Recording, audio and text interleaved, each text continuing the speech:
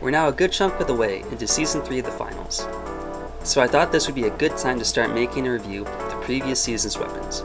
Is it because I didn't start covering the finals on this channel until Season 3 launched? You'll never know. I've been playing the finals since the beta, and I tend to stick to a select few of my favorite weapons. That is, until a new season comes out. Then I'll try the new weapons to see if I find any new favorites. Season 2, in my opinion, wasn't as good as Season 3, for a lot of reasons that I won't go over in this video. Maybe I'll make one about that topic at a later date, but one important thing for every final season is the weapons. And let me tell you up front, I have some mixed opinions. Why is that? Well, let's get into it. Let's start off with our Season 2 light weapon, 9.3R. It's categorized as a burst fire machine pistol, and unlike the gun, that's pretty accurate. The gun has 21 rounds and fires a 3-round burst, meaning that you only have 7 shots to work with for this weapon. This is an abysmal mag size for the weapon. The only benefit is that you do not need a lot of shots to get the kill. It can kill a light in only 1 crit and 1 body shot, you can kill a medium in 1 crit, 2 body shots, and you can kill a heavy with 2 crits and 2 body shots. And just for clarification, when I say shot, I mean 3-round burst from the weapon. To put into perspective how bad that is, that means that you need at least 1 reload to get a kill on 2 enemy heavies, if you make all your shots. Now compare that to something like the M11, where you can do the same thing with no reloading, alongside the fact that the gun has a faster fire rate and a constant burst. I also don't like how the gun fires. This is where we start to get into personal opinion territory. If you like the weapon, and you like how it fires, more power to you. But for me, there's just something about the recoil pattern on this that I'm just not a fan of. As a matter of fact, I actually found a lot of success hip firing this weapon, and going for body shots as opposed to aiming down sights. I don't know why, there's just something about aiming down sights with this gun that I can't explain, but it's just not good in my opinion. Though I will say I tend to play with weapons more like the M11, where you can constantly fire the weapon at your opponent without having to make sure that every shot counts. But then I would ask the question, why would she use this weapon over the M11, or the XP54, or even the other pistol in the game? I just honestly don't see a lot of benefit to this weapon. Though, if you were to use this weapon, I found that hunting people down with an evasive dash and stun gun with this weapon was quite fun.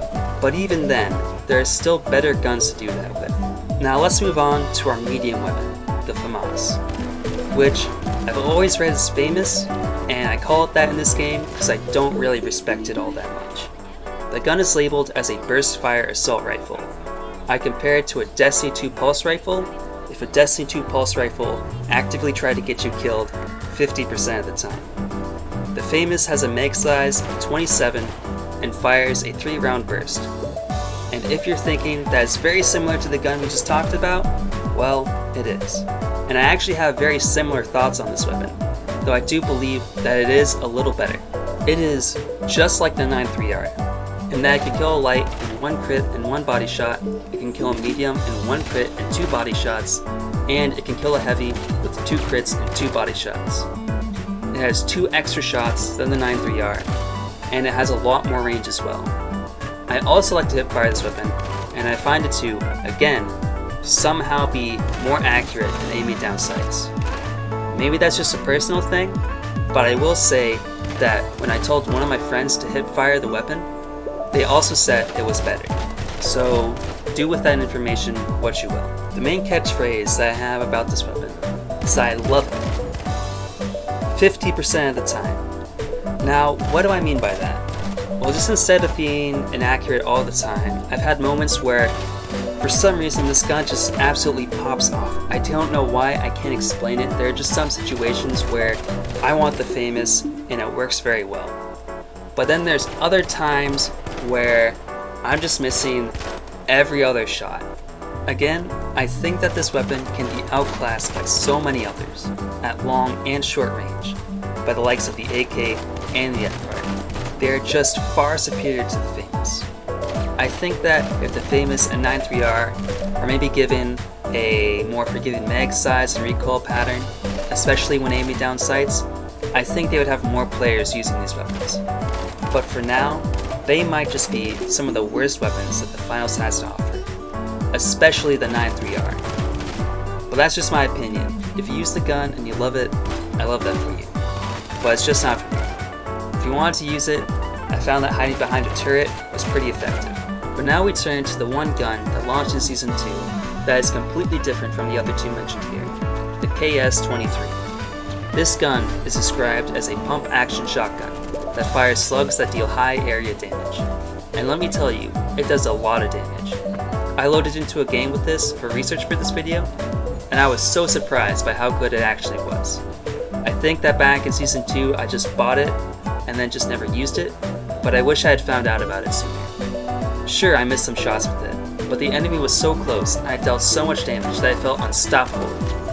I also had 350 health that all heavies get, so I felt like I had an advantage over the lights and mediums in terms of damage and health.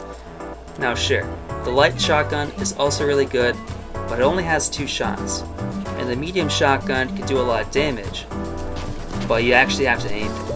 The KS-23 has 6 slugs and it takes very little skill to use. It can kill a light in 2 hits, a medium in 3 hits, and a heavy in 4 hits. Now I don't mind the reloading that you have to do, because you either load 1 slug at a time or use all your slugs for a much faster reload. But you're most likely going to try to load as many slugs as you can, and I didn't really have a time where reloading caused an issue for me. Most of the times I died were due to being in a 2v1 or 3v1 with the enemy. I found that I had a lot of fun using this with a dome shield. It either forces people to take down the shield, alerting you of their position, or they have to come inside the bubble and face down a heavy with a shotgun. The main issue I have with the sledgehammer and spear is the range. Sure, they're very good in their own right, maybe we'll do a video on them later on, but I liked how the KS-23 could be so close range and also somewhat mid-ranged at the same time, while still doing a lot of damage. If I had to rank these weapons from worst to best, I would probably put the 9.3R at number 3, the Famous at number 2, and the KS-23 at number 1. No surprises there, I guess. All in all, I didn't really have a great experience with the Season 2 weapons, and playing with them back in Season 2, I actually looked forward to Season 3, because then we might get some new weapons that were actually good. But what do you think of the Season 2 weapons? Leave a comment down below whether you agreed or disagreed with my opinions on this. And hey, if you liked the video, please consider subscribing. It's honestly the best way to support this channel. Thank you all very much for watching. See you later.